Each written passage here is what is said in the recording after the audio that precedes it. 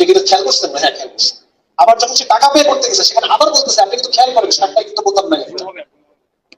মানে ওখানে একজন মানুষ কনফিডেন্টলি বাজার করতে পারে, সে কনফিডেন্টলি বাজার করতে পারে যে আমি ঠকতেছি না। আমরা পারি? আমরা পারতেছি না। তো এই দেখেন বাজারে প্রবলেম কেন, মানে এই বিষয়টা আমি একাধিক যারা প্রবাসী তাদের কাছ থেকে আমি জেনে নিছি যে আসলে ওই দেশের মানুষের মধ্যে ইমান না থাকলেও তারা ইসলামের অনেক কিছুই মেনটেন করে, ইসলামের অনেক ইথিক্স তারা মেনটেন করে। এবং এটা ওরা কিছুটা ক্রিশ্চিয়ানিটি থেকে পাইছে, আবার কিছুটা তারা নিজেরা এটা রিসার্চ করে বের করছে যে এইভাবে চললে পরে সিস্টেমটা সুন্দরভাবে চলবে। কিন্তু আল্লাহ তো আমাদেরকে শিখাই দিয়েছেন 1400 বছর আগে কিভাবে চললে সিস্টেম সুন্দর থাকে, আমরা সেটাকে পাত্তা দিচ্ছি না। তো যেটা বলতেছিলাম যে ইসলামের কোনো বিকল্প নাই। এই প্রতিষ্ঠানটা, এই যে টেক্সটাইল কলেজ, যেটা এটা যদি সুন্দরভাবে চলতে হয়, টিচাররা তাদের দায়িত্ব পালন করবে, ছাত্ররা তাদের দায়িত্ব পালন করবে, কোনো ধরনের কোনো সমস্যা থাকবে না এখানে, এখানে যে কোনো ধরনের সমস্যা তৈরি হবে না, এভাবে যদি এই প্রতিষ্ঠানটা চলতে হয় তাহলে কি লাগবে? ইসলাম ছাড়া আর কোনো অল্টারনেটিভ নাই। আমাদের একটা ফাউন্ডেশন ট্রেনিং হয়েছে গাজীপুরে, টেলিকমিউনিকেশন কলেজ আছে, আমরা মানে আমাদের যারা সরকারি চাকরিদের ফাউন্ডেশন ট্রেনিং হয়, আপনারা জানেন। অ্যাডমিন ক্যাডারদের 6 মাস হয়, আমাদের ডাক্তারদের 2 মাস হয়, আমরা বাড়াইছি। তো ওইখানে আমাদের গভর্নমেন্টের একটা পলিসি আছে, সুশাসন, গুড গভর্নেন্স। শুধু গভর্নমেন্টের পলিসি না, এটা এটা আন্তর্জাতিকভাবে জাতিসংঘ থেকে এই পলিসিটা দেওয়া হয়েছে, গুড গভর্নেন্স। কিভাবে একটা প্রতিষ্ঠান সুন্দরভাবে চলে, হ্যাঁ, দুর্নীতিমুক্ত ভাবে একটা প্রতিষ্ঠান সেবা দিবে জনগণকে, কিভাবে এটা চলবে, এটার উপরে ক্লাস নেওয়ার জন্য আসছে ক্যাবিনেট সচিব। কে আসছে? সচিবদের যে হেড, হ্যাঁ, মন্ত্রী পরিষদ সচিব, ক্যাবিনেট সচিব, উনি আমাদের এই ক্লাসটা নেওয়ার জন্য আসছে। তো ক্লাস নিলেন ইত্যাদি বহু কিছু। এই যে দেখবেন প্রত্যেকটা সরকারি অফিসের সামনে লেখা থাকে আমার প্রতিষ্ঠান কি, আমার প্রতিষ্ঠান দুর্নীতিমুক্ত, লাগাই দিলাম আর হয়ে গেল, দুর্নীতিমুক্ত হয়ে গেল। আর এই ধরনের কিছু বেশ কিছু পলিসি আছে যে গুড গভর্নেন্স। লাস্টে আমি উঠে দাঁড়াই স্যারকে জিজ্ঞেস করলাম, স্যার এই যে অনেক শাস্তি ব্যবস্থা আছে, সিসি ক্যামেরা আছে, ইত্যাদি ইত্যাদি বহু কিছু, আমি বুঝলাম ন্যায়পাল, ন্যায়পাল নামে একটা পোস্ট তৈরি করা হয়েছে জেলায় জেলায়, যে ন্যায়পালের কাজ হবে অফিসগুলোতে কোনো দুর্নীতি আছে কিনা, দুদক তৈরি করা হয়েছে, আমাদের চোখের সামনে দুদক তৈরি হলো, যে এগুলো আসলে ই করে। স্যারকে জিজ্ঞেস করলাম, স্যার ধরেন একজন লোক, আমি আর একজন লোক একা আছি সেই রুমের মধ্যে, আর কিচ্ছু নাই, এখন এই লোকটা ঘুষ খাবে না, এটা আপনি এনশিওর করবেন কিভাবে? ঘুষ খেয়ে ফেলছে, এখন আপনি ধরতেছেন, বিভিন্ন ভাবে ধরার প্রক্রিয়া আছে, ঠিক আছে ফাইন, এটা আমি মেনে নিলাম, কিন্তু একজন লোক যে ঘুষ খাবে না এইটা আপনি কিভাবে এনশিওর করবেন? কোনো ব্যাপারে কোনো গভর্নমেন্ট পলিসি আছে? তো স্যার বলে হাসি দিলেন, বলেন যে না, এই ব্যাপারে আমাদের কোনো পলিসি নেই। হ্যাঁ, অথচ দেখেন, আচ্ছা আরেকটা রিসার্চের কথা বলি। আমেরিকার একজন খুব বড় লেভেলের একজন পাইওনিয়ার ক্রিমিনোলজিস্ট, অপরাধ বিজ্ঞানী, প্রফেসর ন্যাগিন্স, ওনার রিসার্চ হচ্ছে অপরাধ কমানোর জন্য উনি 4টা প্রপোজাল দিচ্ছেন।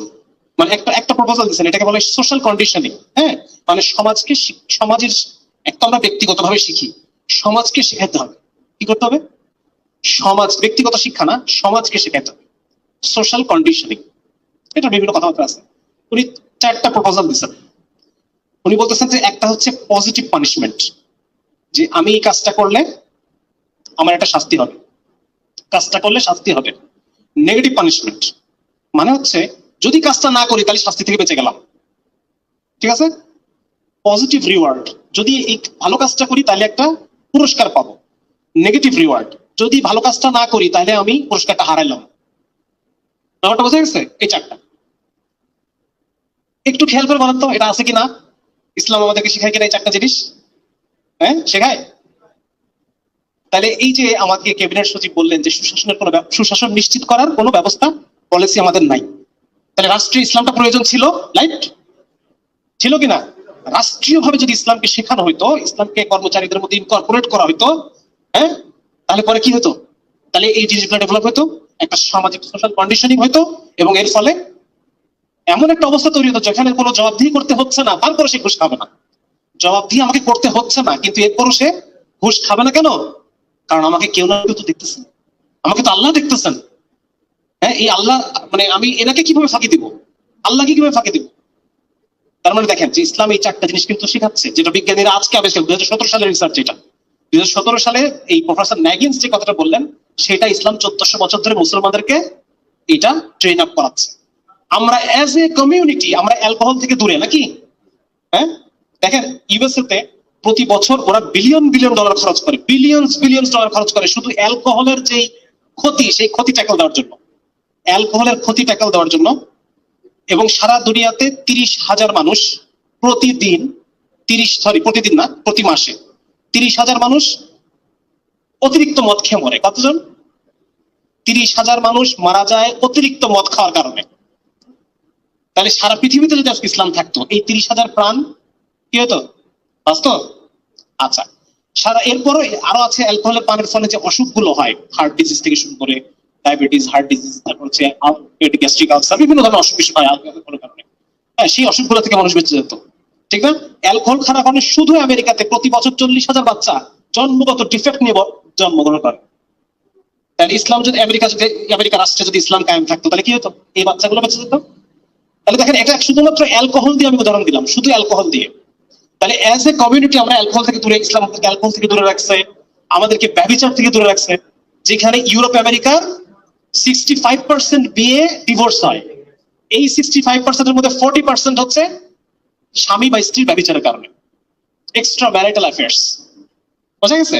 তাহলে পরে বোঝা যাচ্ছে যে এই বিভিন্ন বিষয় গত 1400 বছর ধরে ইসলাম আমাদেরকে কন্ডিশনিং করে আমাদের সমাজটাকে সুন্দর রাখার একটা ব্যবস্থা ইসলাম করে দিচ্ছে। রাষ্ট্র যেন সুন্দরভাবে চলে, ইসলাম ব্যবস্থা করে দিচ্ছে। অর্থনৈতিক জীবন যেন সুন্দরভাবে চলে, এই জন্য ব্যবস্থা করা আছে। আজকে সারা ওয়ার্ল্ডে এই যে একটা অর্থনৈতিক ক্রাইসিস বলি বা সারা পৃথিবীতে যত সম্পদ, তার 50% সম্পদ 1% মানুষের হাতে। 50% সম্পদ কাদের হাতে? কয় পার্সেন্টের হাতে? আর বাকি 50% সম্পদ 99% মানুষের কাছে। এই যে একটা সম্পদের কি বলে এটাকে, বন্টন, অসম বন্টন নাকি? ইসলাম কি বলছে? এই তোমরা যারা 1% আছো, প্রতি বছর কত পার্সেন্ট? 2.5%। আবার ওইখানে দাও, নিচে পাঠাও। মানে সম্পদটা, কোরআনের মধ্যে আল্লাহ তাআলা বলছেন সম্পদ যেন শুধুমাত্র তোমাদের ধনীদের মধ্যেই আবর্তিত না হয়, গরিবদের মধ্যে যেতে হবে। পুরো সমাজের মধ্যে একটা সম্পদের ফ্লো ইভেনলি একটা বন্টন থাকবে। তাহলে বর্তমান অর্থনৈতিক সমস্যার পিছনে মূল যে কারণ সেটা হচ্ছে সুদ। মূল যে কারণ সেটা হচ্ছে সুদ। যেমন একটা উদাহরণ দিই আপনাদেরকে, এবং একটা বই আমি খুব রিকমেন্ড করি।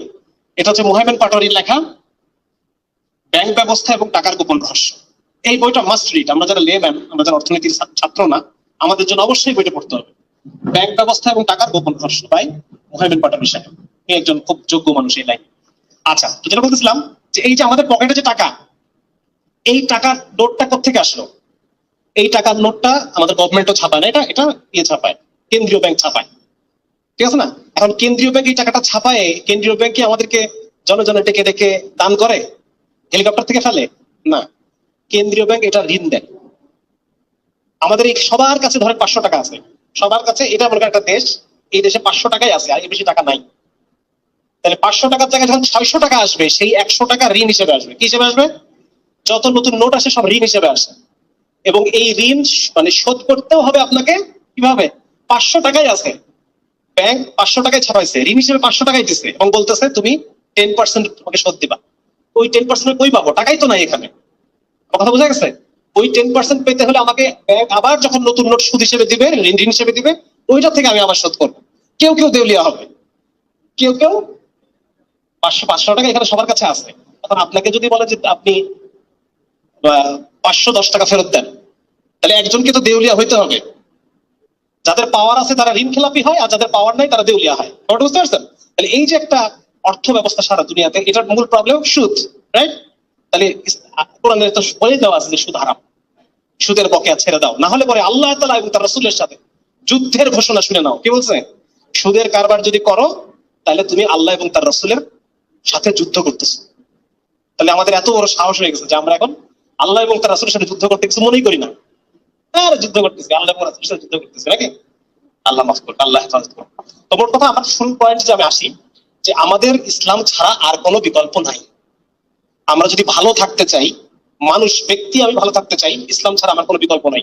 সমাজ যদি ভালো থাকতে চাই, সমাজে ইসলাম ছাড়া কোনো বিকল্প নাই। রাষ্ট্র যদি স্মুথলি রান করতে চায়, তাহলে রাষ্ট্রেও ইসলাম প্রতিষ্ঠা করতে হবে। এবং এই কথাটাই আমরা বারবার আমাদের যারা রাষ্ট্রের কর্ণধার, তাদেরকে আমরা এই দাওয়াতটা বারবার পৌঁছানোর চেষ্টা করবো। যে কোনো ভাবে তাদেরকে আমরা পৌঁছানোর চেষ্টা করবো যে আমার রাষ্ট্রে ইসলাম সমস্যা।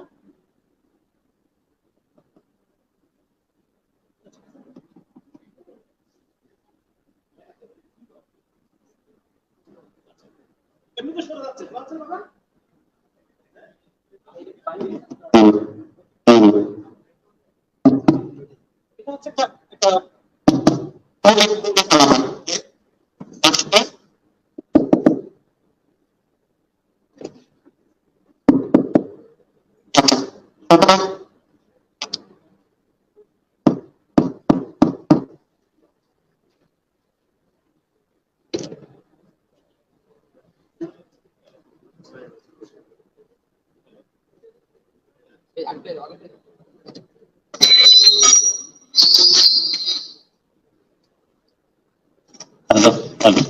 Hello hello hello hello. আচ্ছা, তো যেটা বলছিলাম, এটা আমাদের মনের মধ্যে আমরা গেঁথে নিই। আমাদের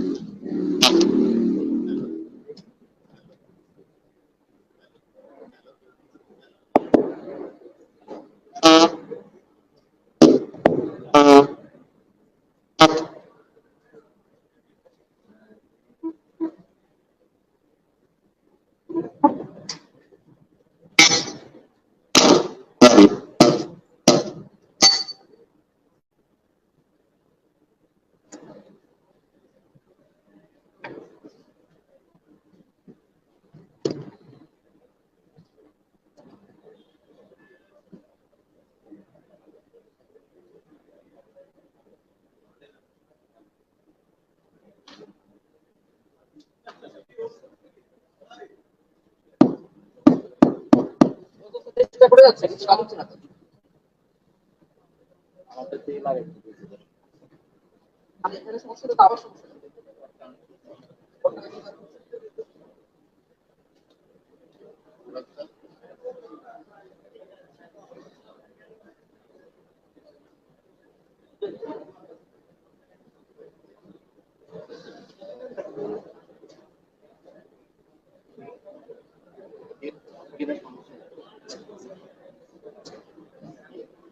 মেশিনের সমস্যা বলছি আমাদের একটা মেশিন আনে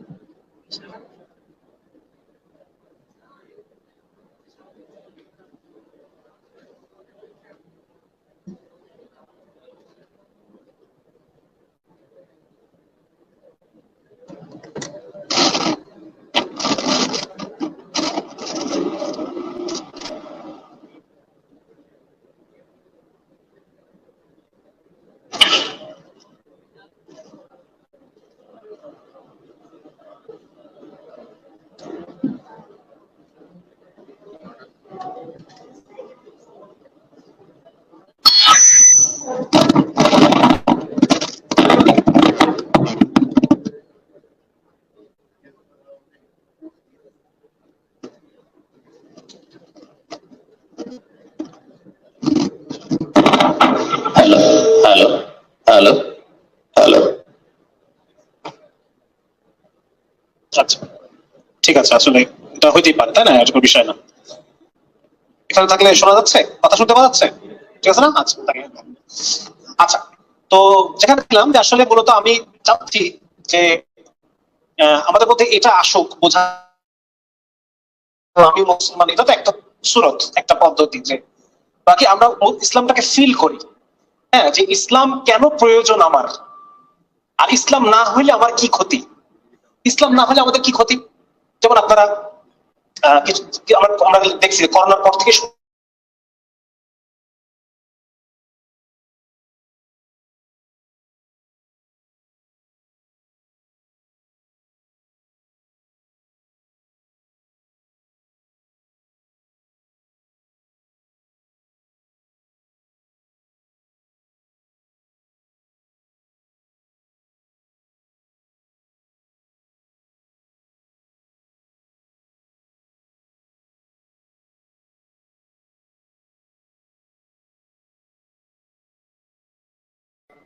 হ্যাঁ, মানে বিভিন্ন বিষয় নিয়ে, সামাজিক বিষয় নিয়ে তাদের এই প্র্যাকটিসের কারণে তাদের মধ্যে একটা, আসলে মানুষ তো, মানুষের একটা রূহ তো আছে, তাই না? রূহ অসুস্থ হয়ে পড়ে, এই যে গুনাহ করতে করতে করতে করতে মানুষের রূহ ছটফট করতে থাকে, তো যার কারণে খুব ডিপ্রেস থাকে। ওদের মধ্যে একটা রিসার্চে দেখা গেছে এদের ভিতরেও যারা ধার্মিক তাদের মধ্যে আত্মহত্যার চিন্তা কম আসছে। ঠিক আছে, যারা cancer patient, end stage cancer patient, যারা মানে মৃত্যু ছাড়া বলে ডিক্লেয়ার দেওয়া গেছে যে আপনি আর 3 মাস বাঁচবেন, ওদের মধ্যে খুব ডিপ্রেশন কাজ করে। তাদের মধ্যে রিসার্চে দেখা গেছে যে যারা ধার্মিক, তারা আত্মহত্যার চিন্তা তাদের মধ্যে আসে না, অধার্মিকদের মধ্যে আত্মহত্যার চিন্তা বেশি আসে। তাহলে এই যে আমাদের শিক্ষা ব্যবস্থার মধ্য থেকে ইসলামকে ঠেলতে ঠেলতে ঠেলতে ঠেলতে বের করে দেওয়া হচ্ছে, এখন আর ইসলাম শিক্ষা পরীক্ষা দেওয়া লাগে না, পরীক্ষা যদি দেওয়া না লাগে, আমরা তো পরীক্ষায় পাশের জন্য পড়তাম যেটুকু, এখন তাও করতেছে না, ঠিক না? তাহলে আলটিমেটলি এই যে আত্মহত্যার যে মিছিল, এটা বাড়বে না কমবে? স্বাভাবিক, কারণ ওয়েস্টার্ন রিসার্চ গুলো এটাই বলতেছে। এবং আরো দেখা গেছে রিসার্চের মধ্যে যে মুসলিমদের মধ্যে আত্মহত্যার প্রবণতা সবচেয়ে কম। এটা নিয়ে 3টা রিসার্চ আছে যেখানে বলা হয়েছে মুসলিমদের মধ্যে, অন্যান্য ধর্মাবলম্বীদের মধ্যে মুসলিমদের মধ্যে আত্মহত্যার প্রবণতা সবচেয়ে কম। তাহলে এই যে ইসলাম আমাদেরকে এত বড় একটা প্রবলেম থেকে দূরে রাখে, ঠিক না? তারপর যেমন ধরেন ইসলাম যদি আমার জীবনে না থাকে তখন কি হবে সেটা আলোচনা করতেছি। যেমন ধরেন ডিভোর্স, আমাদের বাংলাদেশে এখন একটা অনেক বড় প্রবলেম, একটা ক্রাইসিস, ডিভোর্স। ঢাকা শহরে প্রতি ঘন্টায় একটা ডিভোর্স হয়, কয়টা? প্রতি ঘন্টায় একটা ডিভোর্স হয়, প্রতি ঘন্টায়। এবং দেখা যাচ্ছে যে ডিভোর্সের মধ্যে 85% ডিভোর্স দিচ্ছেন মেয়েরা, 85% ডিভোর্স মেয়েরা দিচ্ছে। এর মধ্যে অনেক কারণ আছে, বিভিন্ন মানে মাল্টিফ্যাক্টরিয়াল একটা বিষয়। বাকি এখানে প্রবলেম কি, ইসলাম স্বামী স্ত্রীর মধ্যে যে ধরনের জীবনের কথা বলতেছে, স্বামী এবং স্ত্রীর মধ্যে ইসলাম যে ধরনের জীবনের কথা বলে, সেই জীবনটা আমরা হারাই ফেলছি। পুরুষও হারাই ফেলছে, মেয়েও হারাই ফেলছে, মেয়েরাও হারাই ফেলছে। কেন প্রবলেমটা কি হয়েছে? প্রবলেমটা হচ্ছে স্বামী স্ত্রীর সম্পর্কটা হচ্ছে একটা ইন্টারডিপেন্ডেন্স। কি এটা? স্বামী স্ত্রীর উপর নির্ভরশীল। আমি যখন ঘরে যাব, আমি অফিসের সময় কাটাই কথা 8 ঘন্টা, আর বাকি 16 ঘন্টা কোথায় থাকি? ঘরে। এই 16 ঘন্টা আমার কেমন যাবে এটা টোটালি নির্ভর করে আমার স্ত্রীর উপরে। এই 16 ঘন্টা কি আমি হাসি খুশি থাকবো, নাকি এই 16 ঘন্টা অফিসে যেরকম স্ট্রেসে ছিলাম বাসায় তার ডাবল স্ট্রেস থাকবো? এটা নিশ্চিত করবে কে? এটা আমার স্ত্রীর উপর নির্ভর করে। আমার স্ত্রীর বিভিন্ন জিনিসগুলো আমার উপর নির্ভর করে। এখানে একটা ইন্টারডিপেন্ডেন্স ছিল, কি ছিল? কিন্তু এখন তো সবাই স্বাধীন। এখন স্বামী স্বাধীন তো স্বাধীন, স্ত্রী বলতেছে আমিও স্বাধীন, আমিও তোমার উপর নির্ভরশীল না। তাহলে সম্পর্ক টিকে দিল না। একটা ডিপেন্ডেন্স ছিল, এই ডিপেন্ডেন্সটা শেষ করে ফেলছে ওয়েস্টার্ন। এখন ওয়েস্টার্ন যে কালচার আমরা লালন করি, ওয়েস্টার্ন সিভিলাইজেশন, পশ্চিমা সভ্যতা, যদিও ইসলাম ছাড়া আর কোনো কিছুই সভ্যতা না। এটা সৈয়দ কুতুব শহীদ রাহিমাহুল্লাহ উনি বলতেছেন যে আচ্ছা ঠিক আছে, আচ্ছা তো সৈয়দ কুতুব শহীদ রাহিমাহুল্লাহ ওনার একটা কথা আছে যে ইসলাম ই সভ্যতা, বাকি সব অসভ্যতা, ঠিক কি না?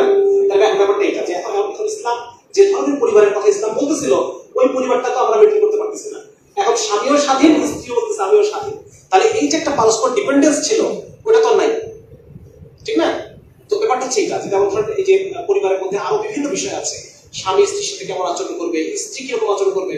একটা চমৎকার বই আসছে এখন বাজারে, লরা ডয়েল নামে একজন ফেমিনিস্ট, এক্স ফেমিনিস্ট, ওনার লেখা একটা বই আসছে বাজারে, বাংলা বই আসছে, যেটার নাম সারেন্ডারড ওয়াইফ। এবং উনি দেখাইছেন যে উনি 4টা স্বামীর ঘর করছে, 5ম নাম্বারে গিয়ে তার সংসারটা টিকছে। এখন সে রিসার্চ করলো যে 4টা স্বামীর সাথে আমার ঘর ভাঙলো কি কারণে, আর এই যে স্বামীর সাথে এখন আমার ঘরটা টিকে গেল এটা কি কারণে। উনি একটা বই লিখছে সারেন্ডারড ওয়াইফ, এবং উনি এটা বলছেন যে এটা মানে নারী পুরুষ ফিতরাতটাই এরকম। আমাদের যে বিল্ডিং, আমরা বিল্ট ইন এরকম, পুরুষের প্রতিপত্তি, পুরুষের ডমিনেন্স, এগুলো আমাদের টেস্টোস্টেরন হরমোনের সাথে সম্পর্কযুক্ত। আর নারী যে সাবমিসিভ হবে, নারী যে কিছুটা কি হবে মানে সাবমিশন করবে বা কিছুটা প্যাসিভ হবে, নারী যে মানে কমনীয় হবে, নরম হবে, প্রতিবাদী না, এটাই নারী অক্সিটোসিন হরমোনের সাথে যায়। নারী একটা হরমোন আছে অক্সিটোসিন, এবং এই অক্সিটোসিন হরমোনের কারণে নারী রিলেশনশিপ বিল্ড আপ এবং রিলেশনশিপ মেইনটেইন করার ব্যাপারে নারী মানে বেশি পুরুষের চেয়ে বেশি, বুঝা গেছে? এবং পুরুষ তাকেই কাছে নেয় যে সাবমিশন করে। এই জন্য আল্লাহ তাআলা কি করছেন দেখছেন, আল্লাহ তাআলা একটা চমৎকার কাজ করছেন। আল্লাহ তাআলা বলতেছেন যে আর রিজালু কাওয়ামুনা আলা নিসা, এবং পুরুষকে দায়িত্ব দিয়েছেন যে স্ত্রীকে যেন তার সঠিক ভাগ বুঝায় দেওয়া হয়। কারণ আল্লাহ তাআলা তো আমাদের সাইকোলজি স্রষ্টা, আমার রব্বুল আলামিন আমাদের বায়োলজি স্রষ্টা, আমাদের সাইকোলজি স্রষ্টা। তো আল্লাহ তাআলা জানেন যে এই পুরুষকে দিয়ে কিভাবে কাজ করাতে হবে। পুরুষকে দিয়ে কাজ করানো যাবে তখন যখন পুরুষের সামনে যদি সে পাল্টা ঝগড়া করে, তাহলে পুরুষ পাল্টা রেজিস্ট করবে। এটা অ্যানিমাল ফিতরত, এটা যে যখন আমি কাউকে মনে করতেছি যে এই আমার থ্রেট, তখন সে পাল্টা যাবে। এখানে কিন্তু গায়ে হাত তোলা ব্যাপারটা চলে আসে, বুঝা গেছে? এটা আল্লাহ তৈরি করছে। কিন্তু যদি পুরুষের সামনে যদি কেউ সাবমিসিভ থাকে, পুরুষ তাকে 2 হাত ভরে দিবে, পুরুষ তাকে 2 হাত ভরে দিবে যদি কেউ পুরুষ। এই ব্যাপারটা লরা ডয়েল এক্স ফেমিনিস্ট সে বুঝতে পারছে, এবং সে বলছে যে যখন আমি স্বামীর সাথে সমানে ছিলাম, হ্যাঁ, কাউন্টার দিচ্ছিলাম স্বামীর কথায়, তখন আমার সংসারগুলো টিকে নেই। কিন্তু যখন আমি কাউন্টার দেওয়া বাদ দিচ্ছি, যখন আমি স্বামীর সামনে একজন সমর্পিতা নারী হিসেবে, হ্যাঁ, স্বামীর সামনে আমি যখন আত্মসমর্পণ করছি, স্বামীর সামনে যখন আমি নিচু হয়েছি, তখন আমার এই স্বামী আমাকে সবকিছু বলে 2 হাত ধরে দিচ্ছে, আমিও অসন্তুষ্ট থাকি নাই, আমাকে সে সব দিচ্ছে, যা দেওয়া, আমার সব কটু কথা সে মেনে তো দিছেই, সেই সাথে সে আমার যা যা প্রয়োজন তার ডাবল শিখছে, কারণ এটা পুরুষের ফিতরা। তাহলে ইসলাম কিন্তু এই পরিবারটার কথা বলে, ঠিক না? আর আল্লাহ রাব্বুল আলামিন উনি আমাদের বায়োলজি কিভাবে কাজ করে, আমার এখন সাবজেক্ট বায়োলজি, আমি এটা নিয়ে পড়তেছি, মানুষের বডি কিভাবে কাজ করে, সাইকোলজি কিভাবে কাজ করে। তো মানুষের বডি কিভাবে কাজ করে এটা আল্লাহ তাআলা জানেন। আমাকে আপনাকে দিয়ে একটা কঠিন কাজ করাইতে হয়, এটা কিভাবে আমাকে দিয়ে করাইতে হবে এটা কে জানেন বলেন? আল্লাহ জানেন। ওইটা আল্লাহ ইসলামের মধ্যে দিয়েছে, ইসলামী পরিবার ব্যবস্থার মধ্যে, ইসলামী সমাজ ব্যবস্থার মধ্যে আল্লাহ জিনিসটা দিয়ে দিয়েছে যে কিভাবে একটা পুরুষকে দিয়ে কাজ করাতে হবে, কিভাবে চললে তার মধ্যে রেজিস্ট্যান্স তৈরি হবে না, তার মধ্যে প্রতিশোধ পরায়ণতা, তার মধ্যে ডমিনেন্স, এগুলো তৈরি হবে না। আল্লাহ তাআলা জানেন মানুষের সাইকোলজি কিভাবে কাজ করে, কারণ সাইকোলজি আল্লাহ বানাইছেন নাকি? এই কারণে ওই কোন সাইকোলজিটা মেইনটেইন করলে, কোন মানসিকতা মেইনটেইন করলে পরিবার সুন্দরভাবে চলবে, সমাজ সুন্দরভাবে চলবে। আজকে আমাদের এগুলো শুনতে খারাপ লাগে কানের মধ্যে, কারণ we are already indoctrinated by western যে কনসেপ্ট গুলো আছে, ফেমিনিজম, লিবারালিজম, সবাই সমান, সবাই স্বাধীন, হ্যাঁ, এভাবে ইট ডাজন্ট ওয়ার্ক, এভাবে কাজ হয় না, এভাবে চলে না। যেটা ওয়েস্ট আমরা এখন বুঝতে পারতেছি, পশ্চিমের 1/3 বাচ্চা, 3 ভাগের 1 ভাগ বাচ্চা ডিভোর্স, ব্রোকেন ফ্যামিলি বাচ্চা, বাবা ছাড়া মানুষ হয়। এরা বাবা ছাড়া, ব্রিটেনের 1/3 বাচ্চা, আমেরিকার 40%, 40 ভাগ বাচ্চা বাপ ছাড়া বড় হচ্ছে। এবং বাবা ছাড়া যে সন্তানগুলো বড় হয়, ব্রোকেন ফ্যামিলি সন্তানদের উপরে প্রচুর বডি অফ রিসার্চ, অনেক রিসার্চ হয়েছে, এবং সেগুলোতে দেখা গেছে যে বাপ ছাড়া যে বাচ্চা বড় হয়, তারা অ্যালকোহলিজম তাদের মধ্যে, ড্রাগ এডিকশন তাদের মধ্যে, তারপর হচ্ছে সাইকোলজিক্যাল সমস্যা, আত্মহত্যার প্রবণতা তাদের মধ্যে বেশি, প্রায় 2-3 গুণ বেশি। আত্মহত্যার প্রবণতা বেশি, বেশি বেশি সাইকিয়াট্রিস্টের শরণাপন্ন হওয়ার রেট বেশি। আমাদের নিচেরটা নষ্ট হয়ে গেছে, মানে এই প্রবলেমগুলো বেশি, তাদের মধ্যে মারামারির প্রবণতা বেশি, বিভিন্ন এক্সটার্নালাইজিং বিহেভিয়ার, অস্ত্র বহন করার প্রবণতা বেশি, তাদের মধ্যে মারপিটের প্রবণতা বেশি, চিন্তায় রাহাজানি, এই বিভিন্ন ধরনের সমস্যার মধ্যে। এবং দেখা গেছে যে এলাকার মধ্যে ডিভোর্স বেশি, ওই এলাকার মধ্যে ডাকাতির হার বেশি। এগুলো কিন্তু সব রিসার্চের কথা বলতেছে। তাইলে বোঝা গেল যে পরিবার টিকে থাকাটা জরুরি, যেটা পশ্চিম টেকাইতে পারতেছে না। তাদের সমতার কনসেপ্ট, তাদের স্বাধীনতার কনসেপ্ট, তাদের ফেমিনিজম, হ্যাঁ, তাদের লিবারালিজম, তাদের সেকুলারিজম, এগুলো দিয়ে তারা পরিবার টেকাইতে পারতেছে না। কারণ তা বলে না, মানে যেহেতু মানুষটা তৈরি করছে, যার কারণে এগুলো, সে তার মানুষের সাইকোলজি জানে না, কিভাবে সাইকোলজি কাজ করে, বায়োলজি কিভাবে কাজ করে সেটা জানে না, যার কারণে তারা তাদের মতো বানাইছে। এখন দেখে যে মানুষের বায়োলজির বিরুদ্ধে চলে গেছে, সাইকোলজির বিরুদ্ধে চলে গেছে। এই জন্য আমি একটা কথা খুব দেখি যে ফেমিনিজম, নারীবাদ, যেটা শুধু নারীবাদ না, ওয়েস্টার্ন থেকে আসা যে কোনো কনসেপ্ট, এটা মানুষের বায়োলজির বিরুদ্ধে, মানুষের সাইকোলজির বিরুদ্ধে, আমাদের যে সোশিও বায়োলজি সেটার বিরুদ্ধে, এবং মানুষের যে একটা কালেকটিভ সোশ্যাল সাইকোলজি আছে এটার বিরুদ্ধে। যার কারণে পশ্চিমে কোনো সমাজ নেই, সমাজ শেষ, সোশিও বায়োলজি শেষ, সোশ্যাল সাইকোলজি শেষ, সমাজগুলো আর কিছু নাই ওখানে। হ্যাঁ, তো এই কারণে বিষয়গুলো আমি আপনাদের সাথে এই জন্য তুলে ধরতেছি যে পরিবারটা কিভাবে টিকে থাকবে। ইসলাম যদি পরিবারে থাকে তাহলে পরিবার টিকে থাকবে, আদারওয়াইজ টিকে থাকবে না। এবং পরিবার টিকে থাকা জরুরি। পরিবার যদি টিকে না থাকে তাহলে এই যে দেখেন, আমেরিকার 40% বাচ্চা ডিভোর্সড পরিবার। তাহলে এই 40% বাচ্চা যখন বড় হবে তখন আমেরিকার অবস্থা কি হবে বলেন? রিসার্চ কি বলতেছে? এই 40% বাচ্চা তাদের একাডেমিক রেজাল্ট খারাপ, তাদের সবকিছু শেষ। আচ্ছা, এটা গেল একটা। এবার হচ্ছে ওয়েস্টে একটা খুব, মানে একটা খুব ইম্পর্টেন্ট কনসেপ্ট হচ্ছে স্বাধীনতা, সমতা, এর কনসেপ্টের একটা ইম্পর্টেন্ট রেজাল্ট হচ্ছে সেই দেশে এখন 49 লক্ষ পরিবার হচ্ছে লিভ টুগেদার করে। কি করে? Live together. এবং এই লিভ টুগেদার কালচারে দেখা যাচ্ছে যে যে পুরুষ মানুষ তারও ক্ষতি হয়, যে নারী তারও ক্ষতি হয়। তার সাইড যখন সম্পর্কটা ভেঙে যায়, লিভ টুগেদার কালচার কোনো কমিটমেন্ট নেই। আমাদের বিয়েতে কি হয়? একটা বিয়ে, এটা আল্লাহর পক্ষ থেকে একটা বিধান, এটা আমরা নিজেরা টেকানোর সর্বোচ্চ চেষ্টা করি। আমাদের মেয়েরা সর্বোচ্চ চেষ্টা করে বিয়ে টেকানো, এর এক পর্যন্ত তারাই করতো না। এখন এই বর্তমানে যে স্বাধীনতা, সমতা, এগুলো ঢুকে আমাদের মেয়েদেরকে পার করে ফেলা হয়েছে। তো যাই হোক, এই যে কি বলছিলাম যে কথাটা, হ্যাঁ লিভ টুগেদার। হ্যাঁ লিভ টুগেদার কাজের কথা বলছিলাম। এটার ফলে কি হচ্ছে, পুরুষেরও ক্ষতি হচ্ছে সাইকোলজিক্যালি যখন সম্পর্কটা ভেঙে যায়, এবং এই সম্পর্কটা খুবই, এটার নাম বিজ্ঞানীরা দিচ্ছে ফ্রেজাইল ফ্যামিলি। ফ্রেজাইল মানে কি? ভঙ্গুর। ভঙ্গুর ফ্যামিলি। কারণ এটা ভেঙে যাবেই। এটা প্রথম সন্তান হওয়ার পর 66% পরিবার ভেঙে যায়, কারণ ওদের কমিটমেন্ট নাই। আমরা যখন বিয়ে হয় তখন আমরা নিজেরা পার্সোনালি টেকানোর চেষ্টা করি, আমরা না পারলে শ্বশুর শাশুড়ি আইসি টেকানোর চেষ্টা করে, পরিবার ইনভলভ হয়, পরিবারও যদি না পারে তখন আত্মীয় স্বজনের সমাজ ইনভলভ হয়, এটাও পারতেছে না তখন রাষ্ট্রীয়ভাবে কিছু ইনভলভমেন্ট আছে, হ্যাঁ কিছু আর্থিক দায়বদ্ধতা হ্যান এগুলো বিষয় আছে, যার কারণে সেই পরিবারটা টিকে যায়। কিন্তু ওদের তখন দায়বদ্ধতা নেই, ভাল লাগলো না, ঝগড়া হলো, বাস শেষ, কাট। তাহলে 66% পরিবার যে ভেঙে গেল, এই বাচ্চাগুলোর কি হবে? এই বাচ্চাগুলো কি হবে? এই বাচ্চাগুলো যখন বড় হবে, যখন আমাদের মতো বয়স হবে, তাহলে বাচ্চাগুলো কি হবে? কেউ চোর হবে, কেউ ডাকাত হবে, কেউ ছিনতাইকারী হবে, কেউ মারপিট করবে, কেউ জেলে থাকবে, মাদকাসক্ত। ঠিক না? এইভাবে পুরো সভ্যতা ভেঙে পড়ছে, শেষ হয়ে যাচ্ছে। এবং এটা আপনারা আরো বুঝতে পারবেন, এখন ইউক্রেন যুদ্ধ লাগছে, এখন ওদের যে আফ্রিকা থেকে অবাধ প্রবাহ, পশ্চিম আমাদের দেশগুলো থেকে অবাধ যে টাকার প্রবাহ, এগুলো আস্তে আস্তে বন্ধ হয়ে যাবে, তেলের অবাধ প্রবাহ বন্ধ হয়ে যাবে। এখন দেখবেন ওদের কত দ্রুত ওদের সমাজ ভেঙে পড়ছে, কারণ সমাজের ভিতরে তো কিছু নাই। তাহলে আমি যে কথাটা বলতে চাচ্ছি সেটা হচ্ছে ইসলাম অবিকল্প।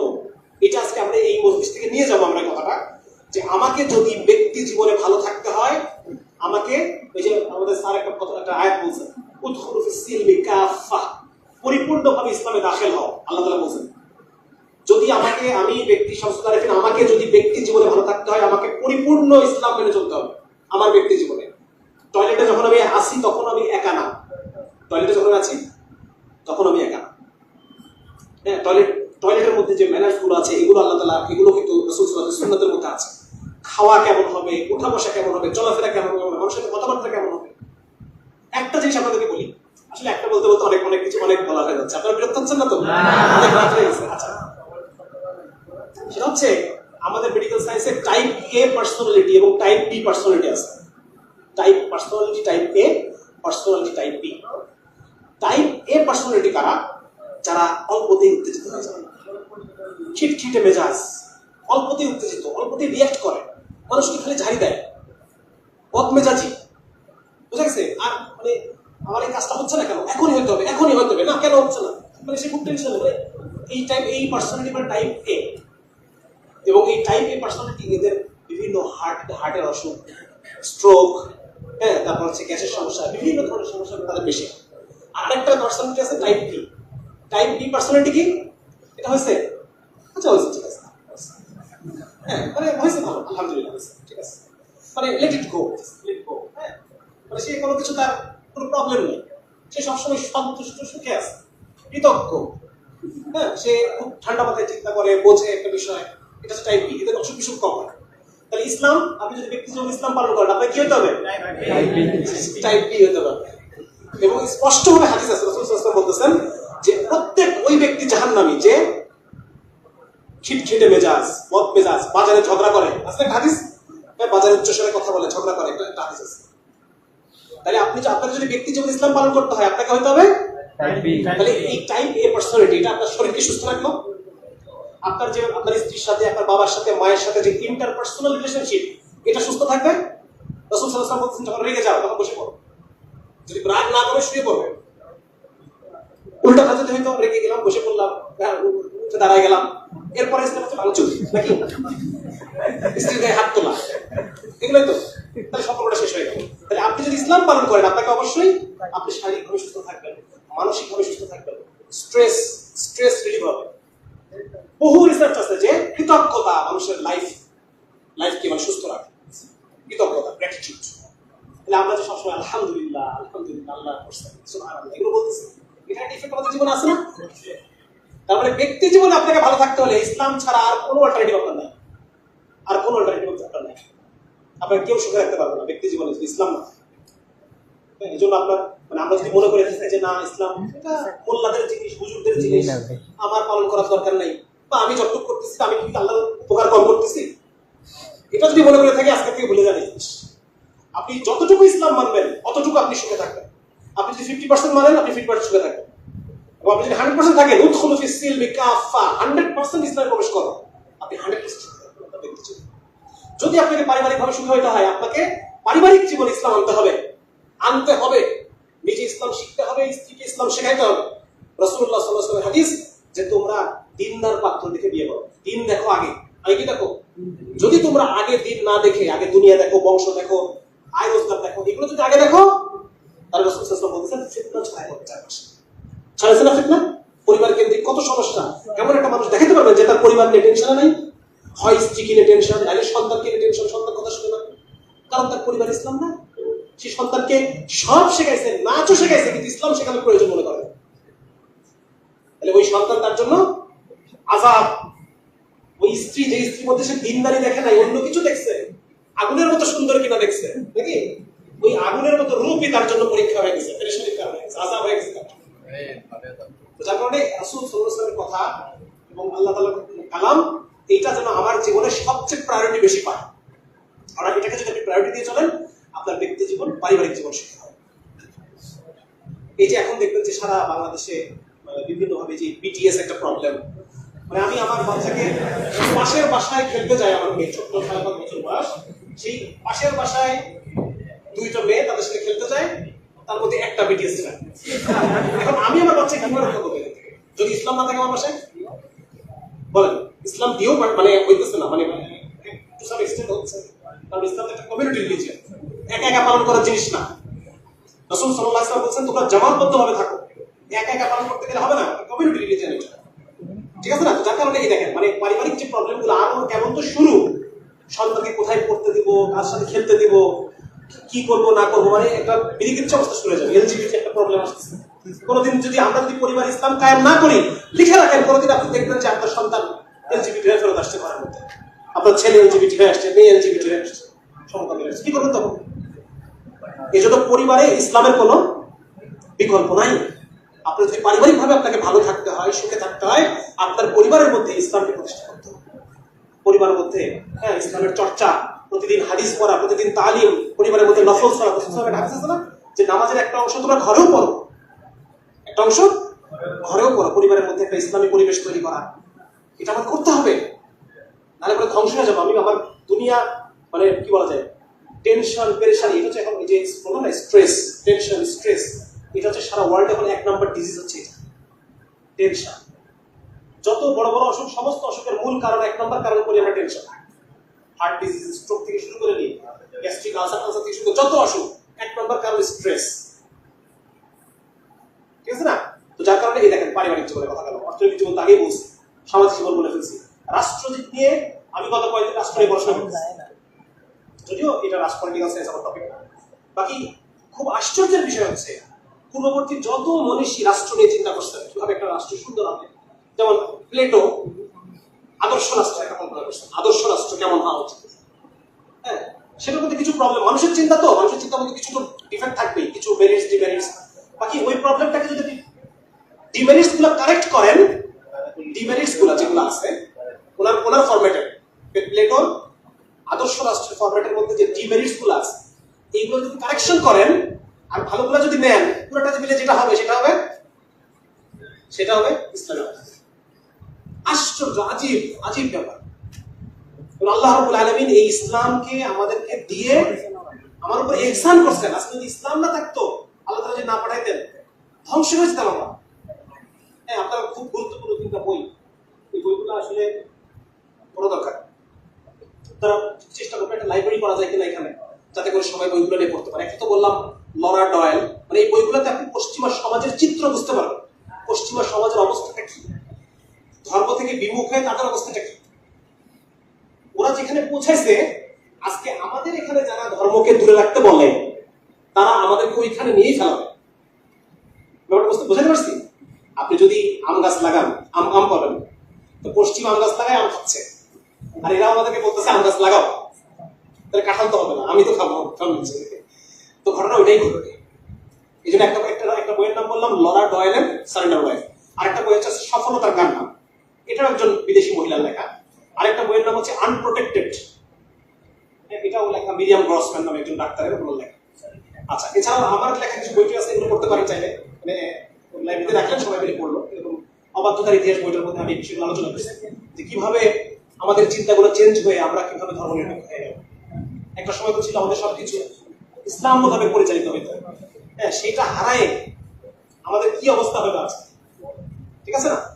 তো এই কারণে ইসলাম আল্লাহ রাব্বুল আলামিন পাঠিয়েছেন আমাদের সমাধান হিসেবে। আমরা বলি না মানবতার সমাধান, কি বলি? মানবতার সমাধান। এবং ইসলাম শুধুমাত্র ব্যক্তিগত পর্যায়ে, বলে না ধর্ম যার যার, ইসলাম যার যার জিনিস না। কতদিন আমার কথা বোঝা যাচ্ছে? তাড়াতাড়ি কথা বলতেছি, বিরক্ত লাগতেছে আপনাদের? কতদিন ইয়েতে, আচ্ছা আচ্ছা উপরে উপরে, আচ্ছা ঠিক আছে ঠিক আছে, আচ্ছা কতদিন বইমেলাতে কোন একটা ওদের কোন একটা মিডিয়া, আমি শিওর না, ওর আমার মানে আমার একটা সাক্ষাৎকার এটা নিল আর কি, ভিডিও সাক্ষাৎকার। তো আমাকে প্রশ্ন করতেছে যে এই যে ইসলামী বইমেলা, এটা কি শুধু মুসলমানদের জন্যই? অমুসলমানরা এখান থেকে কোন ধরনের কোন উপকার পেতে পারে কিনা, প্রশ্নটা ছিল এটা। তো আমার উত্তরটা ছিল কিছুটা এরকম যে আসলে দেখেন, ইসলাম তো শুধু মুসলমানদের জন্য আসে নাই। হ্যাঁ, ইসলাম হচ্ছে সলিউশন অফ দ্য হিউম্যানিটি। একটা ডায়লগ ছিল না যে সলিউশন ফর দ্য হিউম্যানিটি। ইসলাম সবার জন্য আসছে, সবার জন্য আসছে ইসলাম। আজকে জাপানে একটা পার্ক আছে, যে পার্কটা হলো আত্মহত্যার পার্ক, মানে ওইখানে গিয়ে সবাই মানে সুইসাইড করবে আর কি। ওই জাপানিটার কাছে ইসলাম দরকার আছে না? আজকে ও যদি ইসলাম পেত এবং ইসলাম পেয়ে তার সাথে আল্লাহ একটা সম্পর্ক তৈরি হইতো, তার যদি নিজের কষ্টগুলো বলার একটা জায়গা থাকতো, যেখানে সে সেজদা দিয়ে চোখের পানি ঝরঝর করে ফেলে দিয়ে বলবে আল্লাহ, হ্যাঁ আন্নি মাগলুবুন ফান্তাসির, তাই না? যে আল্লাহ আমি দুনিয়ার কাছে পরাজিত হয়ে গেছি, আল্লাহ আপনি আমাকে সাহায্য করেন। এমন একজন যদি থাকতো তার কাছে সেজদায় পড়ে কান্দে গড়ায় গড়ায় কান্না করবে আর বলবে আল্লাহ আমার জীবনটা এলোমেলো হয়ে গেছে, মাওলা আমার জীবনটাকে আপনি একটু গুছায় দেন। হ্যাঁ, এরকম বলার জায়গা ওদের নাই। তাহলে ইসলাম ওর জন্য আসছিল নাকি? আমাদের ব্যর্থতা, আমরা পৌঁছাইতে পারলাম না, এটা আমাদের ব্যর্থতা। যে ওই লোকটার কাছে যদি ইসলামটা পৌঁছে দিতে পারতাম, হয়তো তার দুনিয়ার জীবনটা সুন্দর হইতো, মৃত্যুর পরে জাহান্নামের আগুন থেকে বেঁচে যেত। ব্যাপারটা এটা যে একজন হিন্দু, একজন খ্রিস্টান, সে ওই বেলায় আসবে, এসে তার জীবনের প্রবলেমের সলিউশন খুঁজবে। কি খুঁজবে? তার পারিবারিক সমস্যার সমাধান খুঁজবে। সে যদি মনে করে এটা যে ইসলামের মধ্যে সমাধান, মুসলমানরা তো বলে, দেখি এরকম কিছু আছে কিনা, সে এখানে সমাধান পাবে।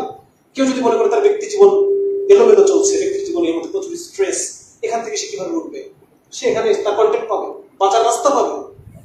তো ব্যাপারটা কিন্তু এটা যে ইসলাম কিন্তু সবার জন্য আসছে। ব্যাপারটা এরকম না যে যখন বলতেছিলাম যে ইসলামকে আমরা যে যার যার ধর্ম মনে করি, যে আমার ব্যক্তিগত পর্যায়ের ধর্ম, ব্যাপারটা এরকম না। ইসলাম একটা টোটাল সিস্টেম।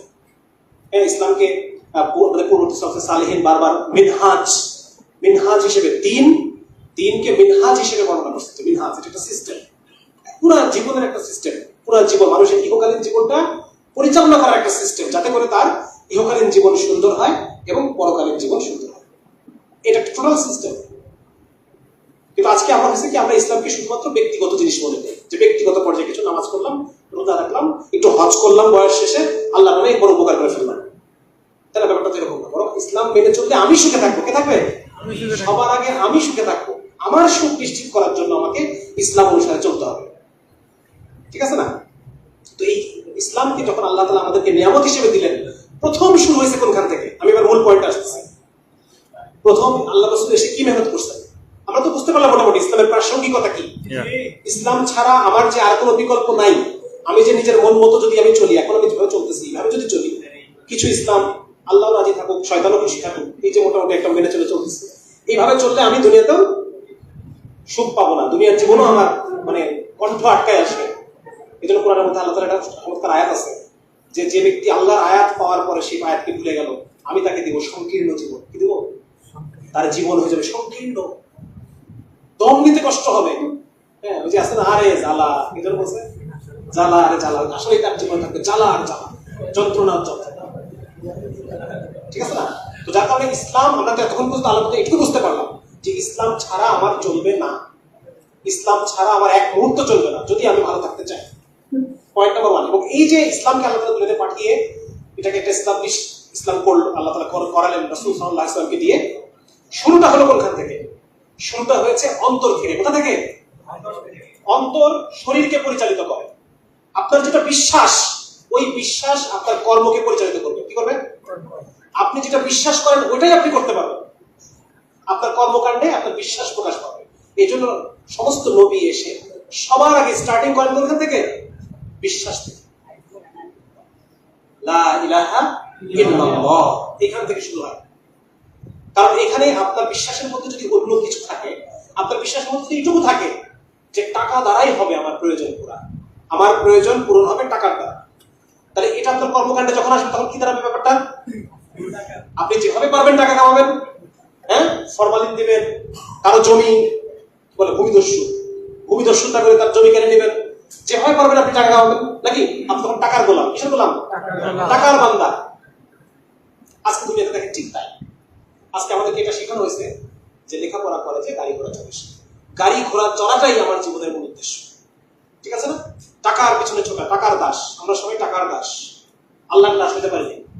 আল্লাহর দাস যদি হইতামই তাহলে আজান করলে দোকানপাট সব বন্ধ করে আগে নামাজ যেতাম। আমার এখন আল্লাহর দাসত্ব করতে হবে। এই জন্য স্টার্টিংটা হচ্ছে লা ইলাহা ইল্লাল্লাহ, যে আল্লাহ তাআলা ছাড়া কোনো ইলাহ নাই। এখন আসেন, ইলাহ কি জিনিস? ইলাহ নাই আপনি তো স্বীকার করে ফেললেন। আবু জেহেল তো করে নাই, কেন করে নাই বলেন? আবু জেহেলকে আরবি বুঝতো না? আরবি বুঝতো? আবু জেহেল আলেমও ছিল, বড় আব্দুল হাকাম, বিজ্ঞ, জ্ঞানের পিতা, প্রচুর জ্ঞান, তার বিরাট বড় জ্ঞান। তাহলে ইলাহ শব্দের অর্থ বোঝে নাই? ও বুঝছে বলে ও বলে নাই। আবু তালেব ইলাহ শব্দের অর্থ বুঝছে বলে আবু তালেব স্বীকার করে নাই। আর আমরা বুঝি না বলে আমরা বলি। ইলাহ শব্দের অর্থ আমরা বুঝতে পারি নাই বলে আমরা মুখ দিয়ে পট করে বলে ফেলছি। ইলাহ শব্দের অর্থ এক নম্বর, কয়েকটা অর্থ আছে, এটা মানে বেশ যে ডিকশনারি গুলো আরবিতে সবচেয়ে বড়, মানে আমাদের ওলামায়ে কেরামের কাছে সমাদৃত ডিকশনারি গুলা, একটা হচ্ছে উইলিয়াম লেনের লেখা ডিকশনারি। ওরিয়েন্টালসদের কিছু ভালো ভালো কাজ আছে, তার মধ্যে যে ডিকশনারি প্রস্তুত করা, আরবি ভাষার ডিকশনারি তৈরি করছে পূর্ববর্তী বিভিন্ন ইমাম রাগিব ইসফাহানি আর অনেক নিজেদের রেফারেন্স দিয়ে দিয়ে ডিকশনারি কালেকশন করছে। আরেকটা হচ্ছে হ্যান্স ওয়ের, জার্মান একজন ওরিয়েন্টালিস্ট, তার লেখা ডিকশনারি। এগুলো খুব ওলামাদের মধ্যে খুব প্রচলিত, মানে এটা কদর আর কি। তো ওর মধ্যে উনি আনছেন যে ইলাহ শব্দের অর্থ হচ্ছে একটা হলো মাবুদ, যার উপাসনা করা হয়। এটুক তো ঠিক আছে, এটুক তো মেনে নিচ্ছে, ঠিক না? সিজদা তো আল্লাহকে ছাড়া কাউকে দেই না, কুরবানি আল্লাহকে ছাড়া কারো অন্য কারো উদ্দেশ্য হয় না, হয়? ওই যারা মাজারপন্থী যারা, ওরা আবার কুরবানি কিন্তু মাজারের উদ্দেশ্যে দেয়, মাজারের উদ্দেশ্যে কুরবানি দেয়, কি করে। তারপর এমনিতে ইবাদত গুলো আমরা আল্লাহ ছাড়া অন্য কাউকে উদ্দেশ্য করে নর্মালি করি না। কিন্তু বাকি যে অর্থগুলো আছে, এক নম্বর অর্থ হচ্ছে যিনি সাস্টেইন করেন। ইলাহ হচ্ছেন উনি যিনি প্রতিপালন করেন। এক তো রব, কিন্তু এই ইলাহ শব্দের আরেকটা অর্থ হচ্ছে প্রতিপালন করা। ইলাহ শব্দের আরেকটা অর্থ হচ্ছে দাসত্ব করা, যার দাসত্ব করা হয়, যিনি প্রতিপালন করেন, যিনি রক্ষা করেন, যিনি সাস্টেইন করেন, যিনি বিপদে পড়লে রক্ষা করেন, যার আনুগত্য করতে হয়। তাহলে এখন আমাকে বলেন, ইলাহ শব্দের এই সবগুলো অর্থ নিয়ে যদি আপনি চিন্তা করেন একসাথে, তাহলে কি দাঁড়াচ্ছে? তাহলে এখন আমাকে বলেন যে আনুগত্য, ইলাহ শব্দের অর্থ যদি এটা হয় যে যার আনুগত্য করতে হয়, তাহলে আমরা কি আল্লাহর আনুগত্য করি, নাকি আল্লাহর চেয়ে আরো বেশি আনুগত্য অন্য কারো করি? যেমন রাষ্ট্র, যেমন অফিসের বস, হ্যাঁ, নামাজ পড়তে বলছে না, আজান হয়ে গেছে, আমাকে অফিসের বস একটা কাজ দিয়ে পাঠাচ্ছে, হ্যাঁ, বা দেখাচ্ছে আমার বড় যে নেতা, হ্যাঁ, আজান হয়ে গেছে, নামাজের সময় গেছে, আমি এখন মিছিল করতেছি। তাহলে আমার নেতার অর্ডার ইজ গ্রেটার দ্যান আল্লাহর অর্ডার, নাকি? তাহলে হয়েছে ইলার অর্থ আসছে, ইলার অর্থ আসে। আমি মনে করতেছি আমার টাকা আমাকে রক্ষা করবে, আমার পদ, আমার চেয়ারটা আমাকে রক্ষা করবে, হ্যাঁ, আমার ক্ষমতা, পোস্ট পজিশন আমাকে রক্ষা করবে, এবং এই ক্ষমতা, পোস্ট পজিশন সবকিছুর জন্য আমি আল্লাহর হুকুমকে বিসর্জন দিচ্ছি প্রতিনিয়ত। তাহলে ইলাহকে আমি মানলাম। আমি তো বলতেছি লা ইলাহা ইল্লাল্লাহ, আল্লাহ তাআলা ছাড়া আর কোনো ইলাহ নাই, এটা তো মুখের কথা। কিন্তু আবু জেহেল বুঝতে পারছে যদি আমি আল্লাহকে ইলাহ সাব্যস্ত করি তাহলে আমাকে কি কি ছাড়তে হবে, আমরা তো ছাড়তে তৈরি নেই। So there is a problem, right? So আমাদের ইসলামের মধ্যে পরিপূর্ণ, আমরা তো এটা বুঝলাম ইসলামে পরিপূর্ণ আসতে হবে। পরিপূর্ণ আসার পিছনে প্রধান প্রতিবন্ধকতা হচ্ছে আল্লাহকে একমাত্র ইলাহ বলে না মেনে নেওয়া, যে আল্লাহ তাআলাই আমাকে রক্ষা করবেন, আল্লাহ তাআলাই আমাকে দিবেন, আমি অসুস্থ হলে আল্লাহ তাআলাই আমাকে শেফা দিবেন, আমি যদি ক্ষুধার্ত হই আল্লাহ তাআলাই আমাকে খাওয়ান, আমার জীবন মৃত্যু আল্লাহ তাআলারই হাতে। এই যে বিশ্বাসটা আল্লাহ তাআলারই হাতে, এটা হচ্ছে ইলাহ, ঠিক আছে না? একটা হিন্দুকে কালেমা করতে বললে হিন্দু দেখুন করে ফেলবে। হিন্দুকে বলে যে বলতো আমাদের বন্ধু ছিল, হিন্দু বন্ধু, ওদেরকে বলতাম যে সূরা ফাতিহা মুখস্থ, জি কালেমা করে ফেলতেছে। কেন পড়তেছে? বোঝে নাই বলে পড়তেছে, নাকি? আমরা একই অবস্থা, কোনো পার্থক্য নাই আমার। ওই হিন্দুর কালেমা পড়ার মধ্যে আর আমার কালেমার মধ্যে সাবমিশনই নাই। পয়েন্ট নাম্বার 1, এই জন্য আমাদের ইসলাম যে জীবন ব্যবস্থা, এটার মধ্যে পরিপূর্ণ দাখিল হইতে হলে সবার আগে আমার বিশ্বাসটাকে ফিক্স করতে হবে। লা ইলাহা ইল্লাল্লাহ, নাই তো কেউ নাই, কোনো এইখানে কোনো এই পয়েন্টে কোনো মুসরা মুসরিক যদি না কিন্তু হ্যাঁ তবে এগুলো কিন্তু চলবে না, একদম নাই মানে নাই, টোটাল সাবমিশন। আর দ্বিতীয় পয়েন্ট হচ্ছে মুহাম্মদুর রাসূলুল্লাহ সাল্লাল্লাহু আলাইহি ওয়াসাল্লাম। রাসূল শব্দের অর্থ প্রেরিত, প্রেরিত পুরুষ কার? সেই আল্লাহকে ইলাহ। তাহলে আল্লাহ তাআলা যাকে পাঠাইছেন তার উপরে আর কারো হুকুম চলবে না? কোন নেতা, কোন বড় মন্ত্রী, মিনিস্টার, হ্যাঁ, আর অন্য কেউ, জাতিসংঘ, বারাক ওবামা, রাষ্ট্র। রাসূল শব্দের অর্থটা যেটা দাঁড়ায় সুপ্রিম লিডার। উনি যেটা বলবেন এর পরে আর কারো কোনো কথা চলবে না। ওনার কথার চেয়ে বেশি গুরুত্ব আমার জীবনে আর কেউ পাবে না। কোরআনের মধ্যে আল্লাহ তাআলা আয়াতের মধ্যে বলতেছেন যে মুমিন নারী এবং মুমিন পুরুষের কোনো অধিকার নাই যে রাসূল একটা হুকুম দিয়ে দিবে তারপরে সে আবার নিজে বিচার করবে আমি এটা করব না করব না। কোরআনে একটা আয়াত আছে। তার মানে আমাদের সুপ্রিম লিডার হতে হবে মুহাম্মদুর রাসূলুল্লাহ। যদি এটা আমি কাজে কর্মে প্রমাণ করতে পারি, which means আমি বিশ্বাস করছি মুহাম্মদুর রাসূলুল্লাহ। আর মুখে শুধু বললাম, কিছু মিলাদ মাহফিল কিছু হইলো, কিছু শুরু করে কিছু করলাম, হয়ে গেল, শেষ। রাসূল রাসূলের মতো, আমি আমার মতো, আল্লাহ আল্লাহর মতো, আমি আমার মতো, এটা হবে না। তাহলে পরে আমি আল্লাহ রাব্বুল আলামিন যে জীবন বিধান আমাকে দিয়ে পাঠাইছেন ওইটার মধ্যে ওইটা থেকে ফায়দা নিতে পারবো না। বুঝা গেছে? আমার বিশ্বাস যেহেতু মোকাম্মেল হয় নাই, আমার কর্মও ঠিক হবে না। কর্ম যদি ঠিক না হয়, আমি দুনিয়াতে আমার নগদ আযাব, স্ট্রেস, আমার দুনিয়ার জীবন হয়ে যাবে সংকীর্ণ, খুব কঠিন জীবন, সেটা খুবই কঠিন। এই জন্য এই দুটো, এই মূল জায়গা লা ইলাহা ইল্লাল্লাহ মুহাম্মাদুর রাসূলুল্লাহ, এই পয়েন্টটা আমাদেরকে ঠিক করতে হবে। এবং এই পয়েন্টটা ঠিক করার জন্য উপায় হচ্ছে বেশি বেশি আরেকজনকে দাওয়াত দিতে হবে, মুখ দিয়ে বেশি বেশি বলতে হবে। বুঝা গেছে? বারবার মুখে বলতে বলতে বলতে বলতে এক পর্যায়ে ওটা কাজে কর্মে আসে, বিশ্বাসে আসে। হ্যাঁ, এটা হচ্ছে মূল আলাপ। তো মোটামুটি অনেকক্ষণ কথা বলছি, আর বেশি কথা দিব না। এখন এই বয়সে আপনাদের কি করণীয়, এখানে আমি চলে যাবো। এই বয়সে আপনাদের এখন পর্যন্ত বুঝতে পারলাম যে আমাকে আমার বিশ্বাসের জায়গাটা সংশোধন করতে হবে, আমাকে আল্লাহর কনসেপ্টটাকে সংশোধন করতে হবে, আল্লাহকে যে আত্মসমর্পণটাকে সংশোধন করতে হবে। আল্লাহর চেয়ে বেশি আনুগত্য আর কেউ পাবে না, আল্লাহর চেয়ে বেশি ভয় আমি আর কাউকে করবো না। রাসূলুল্লাহ সাল্লাল্লাহু আলাইহি ওয়াসাল্লামের চেয়ে বেশি আনুগত্য এই দুনিয়ার আর কোনো মানুষ পাবে না। ঠিক আছে না? এটা হচ্ছে আমার মূল লা ইলাহা ইল্লাল্লাহর কনসেপ্ট, মুহাম্মদুর রাসূলুল্লাহর কনসেপ্ট। দ্বিতীয় পয়েন্ট হচ্ছে উদখুলু ফিস সিলমি কাফা। এই যে আল্লাহর পক্ষ থেকে যা যা এসেছে, মুহাম্মদুর রাসূলুল্লাহর পক্ষ থেকে যা যা এসেছে আমাদের কাছে, ধাপে ধাপে রাসূল শিখিয়েছেন সাহাবীদেরকে, সাহাবীরা শিখিয়েছেন তাবেঈনদেরকে, তাবেঈনদের পর থেকে ফিকহের কিতাবগুলো সংকলন করা হয়ে গেছে তাবেঈদের কথা অনুসারে। হ্যাঁ, এই যে দিনের যে একটা ধারাবাহিকতা, এই ধারাবাহিকভাবে আমরা যেটা পেলাম এটার কাছে আমি আত্মসমর্পণ করি। যে জিনিসটা রাসূলুল্লাহ সাল্লাল্লাহু আলাইহি ওয়াসাল্লাম কথা বলে আমার কাছে প্রমাণিত, উনি শিখাইছেন সাহাবীদেরকে, সাহাবীরা শিখাইছেন পরের জেনারেশনকে। এই যে ধাপে ধাপে আমাদের 1400 বছরে ইলম আসছে, এই ইলমটার কাছে আমি আত্মসমর্পণ করি। বুঝা গেছে? কোরআন, কেউ কেউ কোরআনকে নতুন ভাবে বোঝায়, বলে যে কোরআনে নামাজ পড়তে বলা আছে 2 ওয়াক্ত, হাদিস বাদ। ঠিক আছে না? এটা একটা প্রবলেম, এটা একটা বিশাল প্রবলেম। এখনকার যুগে যত বাতিল চিন্তা ভাবনা, তারা সবাই হাদিস বাদ দেওয়ার কথা বলে। এটা একটা সমস্যা। হাদিস আমাদের পর্যন্ত বলছে কারা? নবীর পরে সাহাবীরা, সাহাবীর পর তাবেঈনরা। কোরআন বলছে কে? আল্লাহ রাসূলের পরে সাহাবীরা। তাহলে আপনি যেই কারণে হাদিস বাতিল করতেছেন, ওই কারণে তো কোরআনও বাতিল হয়।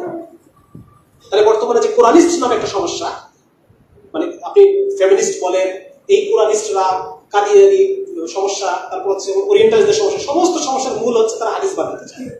কারণ হাদিস থাকলে তাদের এগুলো ব্যাখ্যা ইচ্ছা মতো কোরআনকে নিয়ে তারা খেলতে পারে। বুঝা গেছে?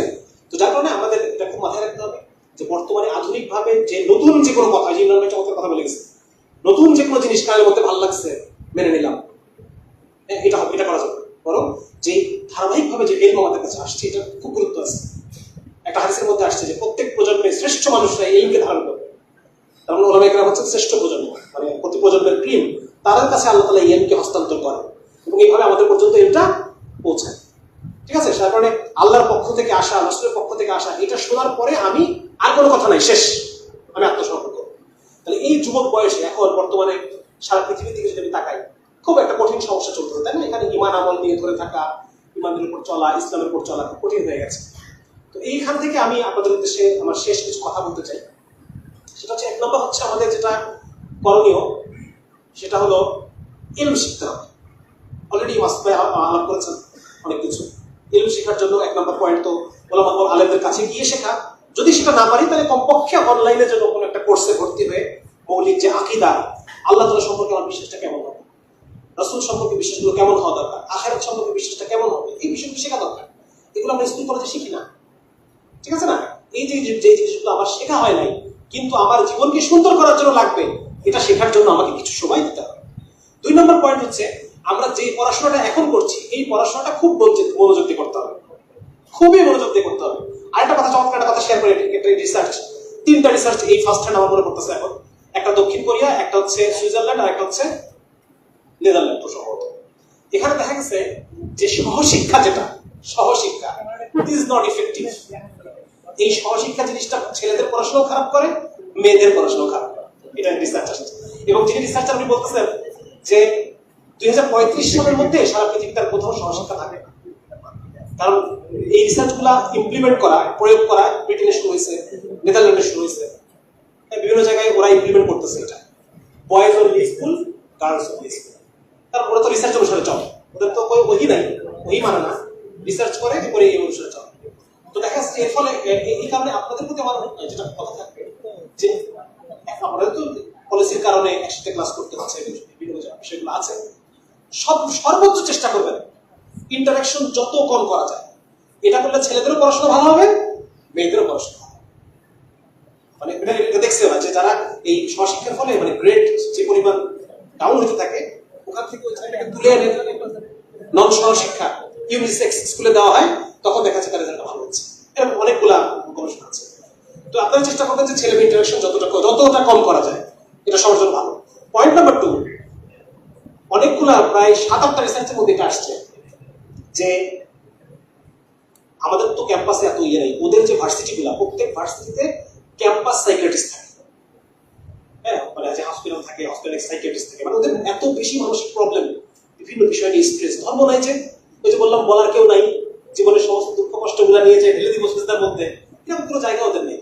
এই জন্য প্রচুর মানসিক সমস্যা, এবং সেই সমস্যাগুলোর জন্য প্রত্যেকটা ভার্সিটি ক্যাম্পাসে একজন বা এক বা একাধিক সাইকিয়াট্রিস্ট, ক্যাম্পাস সাইকিয়াট্রিস্ট পাওয়া। তো ওনাদের যে ডকুমেন্ট, সেখানে অ্যানালাইসিস করে দেখা গেছে যে তৃতীয় বৃহত্তম প্রবলেম সাইকিয়াট্রিস্ট প্রবলেম, তৃতীয় বৃহত্তম প্রবলেম হচ্ছে রিলেশনশিপ।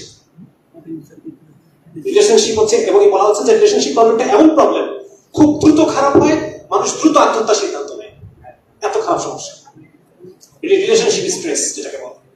তো যার কারণে আমার তো শুধু একটা স্ট্রেস ঘরের মধ্যে চাপানোর দরকার নেই। আল্লাহ রাব্বুল আলামিন তো আমার জন্য একজনকে ঠিক করে রাখছেন, আমার তকদিরে আছে।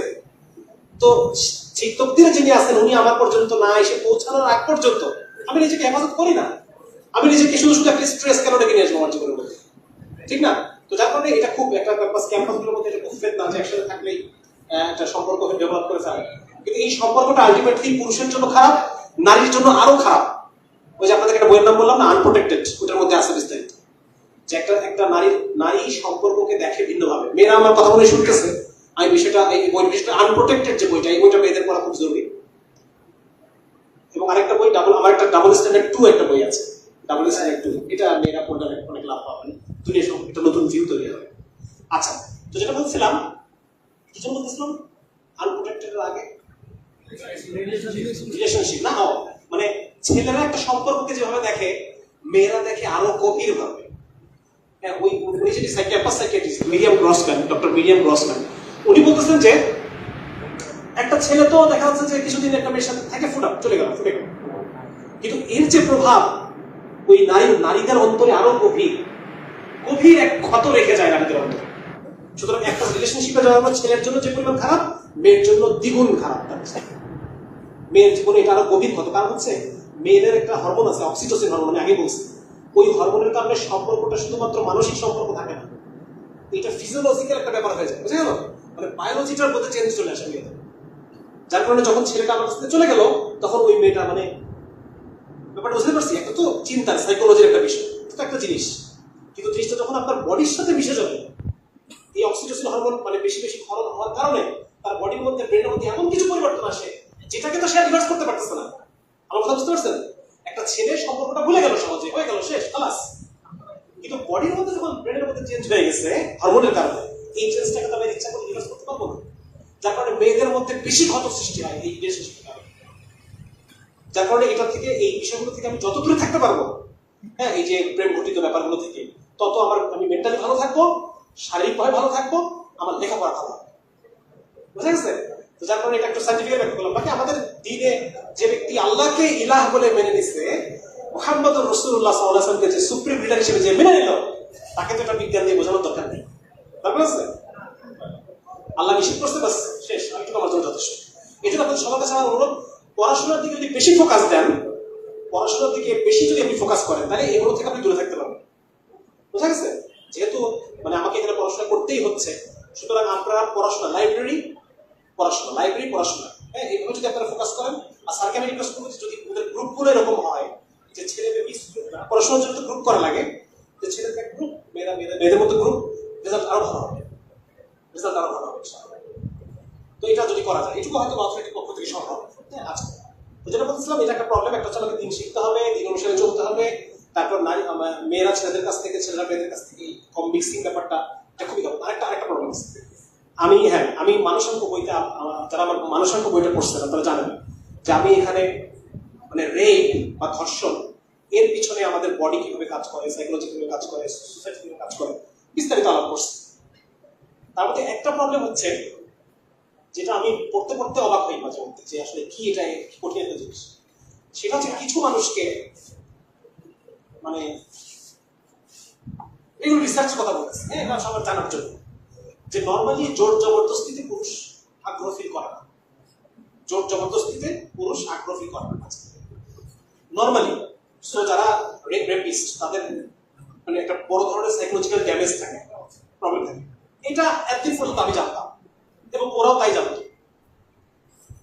পরে কি করলো, ওরা 10টা লোককে বসায় এক্সপেরিমেন্ট করলো। এক্সপেরিমেন্টে তারা এখানে রেপ সিন দেখাচ্ছে, তারপর দেখাচ্ছে এটা কোনো প্রবলেম নাই। পেনাইল সিসমোগ্রাফ নামে মানে একটা সিস্টেমটা আছে, ওটা ওই পেনাইল যে রক্ত সঞ্চালন মেডিসিনে, ওইটা মেজার করে ঠিক করে যে সে কতটুকু উত্তেজিত হচ্ছে, এটা ঠিক করে। আচ্ছা, তো যখন ওই সিন দেখাচ্ছে তখন এরা কারো কোনো রিয়াকশন নেই। এরপরে কি হলো, এমনি একটা মেয়ে আসলো, মেয়ে এসে কয়েকজনকে বললো যে ও একটা ব্যায়ামের একটা যন্ত্র দিচ্ছে, ব্যায়াম করে কতবার ব্যায়ামটা সে করলো একটা রেকর্ড হলো। যেমন হচ্ছে সে এরকম সাইক্লিং করলো, কতবার সাইক্লিং করছে একটা মেয়ে আসছে, মেয়ে হচ্ছে তো 50 বার, এগুলো তো আমি পারি, এরকম টিটকারি মিটকারি মারছে। কি করছে? কিছুই বলে না, কিন্তু জাস্ট ছেলেদের সাথে টিটকারি মারা, ফ্রেন্ডলি হয়তো দু একটা কথা বলছে, ছেলেটা খোঁজা লাগছে অন্তরের মধ্যে, এরকম কিছু কথাবার্তা বলে মেয়েটা চলে গেছে। এখন যখন ওদেরকে আবার বসায় রেপ সিন দেখা হচ্ছে, এবার উত্তেজিত হচ্ছে। আজকের রিসার্চটা মানে যাদের সাইকোলজি নরমাল ছিল, খারাপ ছিল না, সিম্পল ইন্টারাকশনে, সিম্পল একটা ঝগড়া মেয়েদের সাথে, বা সিম্পল একটা টিটকারি, বা সিম্পল একটা পুরুষত্বে একটা আঘাত দিছে, এইটার ফলে তার সাইকোলজি চেঞ্জ হয়ে গেছে। সে এখন রেপিস্টদের মতো করে চিন্তা করতেছে। এই রিসার্চটা আমি আমার মানসাঙ্ক বইয়ের মধ্যে আমি বিস্তারিত আলোচনা করছি। তো যার কারণে এই মেল ফিমেল ইন্টারাকশনগুলো কিছুই না, কিন্তু সিম্পলি একটা ফ্রেন্ডলি ঝগড়া, বা ফ্রেন্ডলি একটা খোঁচা মারা, বা ফ্রেন্ডলি একটা টিটকারি, জিনিসটাকে দেখেন কোথায় নিয়ে গেছে, পুরুষের সাইকোলজিকে নষ্ট করে ফেলতেছে। হ্যাঁ, যার কারণে যদি এরকম ফিলিংস থাকে, আলটিমেটলি এই বিষয়গুলো পারবে। নট নেসেসারি যে করলো সেই ভিকটিম হবে না, এটা হবে না, বাট সে একটা ডোজ হিসেবে কাজ করবে। কি বলো, যে খোঁচাটা দিল সে ভিকটিম হবে না, কিন্তু সে একটা ডোজ দিল। কি দিল? এরকম ডোজ করতে করতে করতে করতে করতে করতে একটা পর্যায়ে পুরোপুরি দেখাচ্ছে একটা সামাজিক একটা সমস্যা। তো যা করে কালাম করলাম, এটা করলাম, মোট কথা আপনারা এই বিষয়গুলো থেকে দূরে থাকবেন। লেখাপড়া ভালো হবে, ব্রেন ভালো থাকবে, মানে মেন্টাল হেলথ ভালো থাকবে, ফিজিক্যাল হেলথ ভালো থাকবে, মেয়েদেরও ভালো থাকবে, ছেলেদেরও ভালো থাকবে। ঠিক আছে? আচ্ছা, আর সে পড়াশোনাটা ঠিক মতো করবেন, কারণ এই যে টেক্সটাইল ইঞ্জিনিয়ারিং যে পড়াশোনাটা, এটা মোর, যেমন ধরেন আগে আমরা গেম খেলতাম, এজ অফ এম্পায়ার্স, তাই খেলছেন, এজ অফ এম্পায়ার্স এটা গেম খেলছেন। আচ্ছা, ঠিক আছে। আচ্ছা, ওইখানে শুরু করতে হইতে হচ্ছে ওই প্রস্তর যুগ থেকে শুরু, আস্তে আস্তে ইউনিভার্সিটি তৈরি করতে হবে। ইউনিভার্সিটি তৈরি করে ইউনিভার্সিটিতে সায়েন্স নিয়ে গবেষণা হবে, ওই গবেষণা করে একটা সিভিলাইজেশন আপগ্রেড হবে। তো আমাদের যে ভার্সিটিগুলো তৈরির মূল উদ্দেশ্য হচ্ছে এখানে রিসার্চ হবে, রিসার্চ হয়ে রাস্তা তৈরি হচ্ছে, কিভাবে কম কস্টিং এ রাস্তা তৈরি করা যায়, এটা আমরা রিসার্চ করে বের করবো। কিভাবে কম কস্টিং এ ভালো কাপড় তৈরি করা যায়, বিদেশে রপ্তানি করা যায়, এগুলো আপনাদের কাজ ছিল রিসার্চ করা। কিন্তু আমাদের এই কালচারটা ডেভেলপ করে নাই, পশ্চিমে এই কালচারটা আছে। আপনারা চেষ্টা করবেন মোর আপনারা রিসার্চ ওরিয়েন্টেড হওয়ার চেষ্টা করবেন। যদিও এখন আপনারা সরকারিভাবে রাষ্ট্রীয়ভাবে এটা সহায়তা পাবেন না, কিন্তু রিসার্চ যদি হয়ে থাকে তাহলে পরে একটা পর্যায়ে হয়তো যখন আল্লাহ রাব্বুল আলামিন মানে আমাদের দিকে মুখ তুলে তাকাবেন তখন হয়তো এগুলো কাজে আসবে। এই জন্য প্রত্যেকে যে যার ফিল্ডে এক্সপার্ট হওয়ার চেষ্টা করবেন, ঠিক আছে না? হ্যাঁ, আচ্ছা, আর একটা বিষয় হচ্ছে ব্যবসা। ব্যবসা একটা চমৎকার জিনিস, এটাও আমি আপনাদেরকে মানে উৎসাহিত করবো ব্যবসা করা। এবং এটা চমৎকার একটা বই আছে, বইটা পড়তেছিলাম, $1 বিলিয়ন। ওইখানে উনি দেখাইছেন যে আমরা মুসলিমরা খ্রিস্টানরা ব্যবসা করতে চাই না। ব্যবসার প্রতি আমাদের একটা কি কাজ করে, যে ব্যবসা করে, চাকরির প্রতি একটা বেশি ফ্যাসিনেশন আসে। কিন্তু ইহুদিরা আলাদা, ইহুদিদের বাপ ছেলে খাওয়ার টেবিলে কথাই হয় ব্যবসা নিয়ে। এবং ওরা একটা কি করে দেখছে গবেষণা করে যে ভার্সিটি লাইফে খ্রিস্টান ছেলেরা খোঁজে পার্ট টাইম জব, বুঝা গেল, আর ইহুদি ছেলেরা খোঁজে পার্ট টাইম ব্যবসা। এই জন্য দেখবেন সারা পৃথিবীতে যতই আমরা বলি বয়কট বয়কট বয়কট, এটা হবে না, এটা সব হতে বুঝা গেছে। যার কারণে আমাদের মধ্যে এই ধরনের একটা মানে ব্যবসায়িক টেন্ডেন্সি আমাদের মধ্যে থাকা দরকার। ছোট ছোট এক্সপেরিমেন্ট করতে করতে একসময় একটা বড় হবে, অনেক সময় গেছে আর না। আর বিশেষত সোশ্যাল মিডিয়াতে এই বিষয়গুলো আচ্ছা, একটা বিষয় হচ্ছে সোশ্যাল মিডিয়া। স্যার একটা কথা আমাকে বলতে বলেন সোশ্যাল মিডিয়ার ব্যাপারে। এক নম্বর হচ্ছে সোশ্যাল মিডিয়া ইফেক্টিভলি ইউজ করা যায়, একটা নম্বর পয়েন্ট হচ্ছে এটা। ভালো ভালো পেজগুলো ফলো দেওয়া, ভালো মানুষগুলোকে ফলো দেওয়া। কিন্তু সোশ্যাল মিডিয়াতে যদি আপনি লং টাইম সময় কাটান, একজনের কমেন্টে কাউন্টার কমেন্ট, আর একটা কাউন্টার কমেন্ট, এভাবে সময় কাটানো, এটা এখন সোশ্যাল মিডিয়া নিয়ে অনেক গবেষণা আছে। এটাও আমাদের মেন্টাল হেলথের জন্য খারাপ, চোখের জন্য খারাপ। যে রে আসে মোবাইল থেকে, যে রে ব্লু রে বের হয়, সেটা আমাদের চোখের জন্য খারাপ, ব্রেনের জন্য খারাপ, সবকিছুর জন্য একটু খারাপ। এই জন্য আপনি এটাকে, আমরা সোশ্যাল মিডিয়া ব্যবহারটাকে খুব নিয়ন্ত্রণ করবো, ঠিক আছে না? বিশেষ করে ফেসবুক ছাড়া অন্যান্য যে সমস্ত মিডিয়াগুলো আছে, যেমন এই টিকটক এই জাতীয় কিছু আছে না, এগুলো খুবই হার্মফুল। হ্যাঁ, মানে এগুলো নিয়ে রিসার্চ আসতেছে। আপনাদেরকে দুটো গুরুত্বপূর্ণ বইয়ের কথা বলি। একটা হচ্ছে ইজ মিউজিক হালাল, ডক্টর মুশতাক, ওনার লেখা ইজ মিউজিক হালাল, বাংলাতে অনুবাদ করা আছে। এই বইটা আপনার ভালো একটা বই। আরেকটা বই আছে বোকা বাক্স। যদিও বইটা মূলত টেলিভিশন নিয়ে, কিন্তু এটা মানে বিভিন্ন রিসার্চ সহকারে সুন্দর করে মানে প্রেজেন্ট করা আছে। কিন্তু মূলত এটা যদিও টিভি নিয়ে, কিন্তু এটার স্ক্রিন যা আছে আর কি, মোবাইল থেকে শুরু করে কম্পিউটার, ল্যাপটপ সবকিছুতে এটা ইয়ে আছে, মানে আলোচনাটা আসবে। তো এটা মানে শারীরিকভাবেও খারাপ, সব দিক দিয়ে খারাপ। যার কারণে সোশ্যাল মিডিয়া একটা চমৎকার হতে পারে এরকম যে আপনারা ফেসবুক অ্যাপগুলো ইউজ করবেন না, অ্যাপ ইউজ না করে ক্রোম দিয়ে ফেসবুক চালাবেন। তাহলে কি হয়, বেশিক্ষণ চালানো যায় না, বিরক্ত লাগে, আপনি বিরক্ত লেগে বের হয়ে চলে আসেন। এই জন্য আমি এটা করছি খুব রিসেন্টলি, খুব সময় বরকত হচ্ছে আলহামদুলিল্লাহ, যে ফেসবুক চালালে ক্রোম দিয়ে চালাবো, অ্যাপ দিয়ে চালাবো, ঠিক আছে? এটা ভালো হয়। আর মোবাইলে যতটা সম্ভব কম সময় দাও। একটা জিনিস আপনাদেরকে বলি, শেষ একটা পরামর্শ, যদি রাত্রে আগে ঘুমান, আপনাকে দিয়ে সব হবে। যদি রাত্রে আগে ঘুমান, আপনি পরীক্ষায় ভালো রেজাল্ট করবেন, আপনি ভালো চাকরি পাবেন, সরকারের ভালো যদি ব্যবসা করতে চান সেটাও সুন্দরভাবে করতে পারবেন, আল্লাহ তাআলার সাথে আপনার সম্পর্ক হবে, অসুখ বিসুখ থেকে বাঁচবেন, তারপর হচ্ছে ডিপ্রেশন থেকে বাঁচবেন। যত ধরনের সমস্যা আমাদের জীবনে আছে, সমস্ত সমস্যা থেকে বাঁচবেন যদি রাত 10টায় ঘুমাতে পারেন। বুঝা গেছে? আপনার তাহাজ্জুদ হবে, আপনার ফজরের নামাজ কাজা হবে না, আপনি ফজরের পরে উঠে যে 2 ঘন্টা পড়বেন, সারাদিনের পড়ার সময় পড়া হবে আপনার। ফজরের নামাজের পরে 2 ঘন্টা, ওই ডাক্তার নাবিল ভাইয়ের একটা ভিডিও আছে যে কোন সময় পড়লে পড়া সবচেয়ে ভালো হয়, বিভিন্ন সাইন্টিফিক রেফারেন্স দিয়ে দেখাইছে। হ্যাঁ হ্যাঁ, উনি চমৎকার ভিডিও করেন।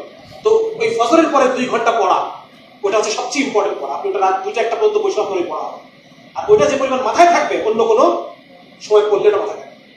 এই জন্য রাসূল সাল্লাল্লাহু আলাইহি ওয়াসাল্লাম বলেন তার হাদিস যে ফজরের পরে যদি না ঘুমানো হয় বরকত হয়, ফজরের পরে সময়টা বরকতপূর্ণ সময়। এই জন্য আপনারা যদি শুধুমাত্র রাত 10টায় ঘুমানোর প্র্যাকটিস করেন, আরেকটা রিসার্চের একটা রিসার্চ বলে শেষ করে দিচ্ছি, সেটা হচ্ছে রাত 12টা বাজার আগের 1 ঘন্টা ঘুম, রাত 12টার পরের 3 ঘন্টা ঘুমের সময়। কি বললাম?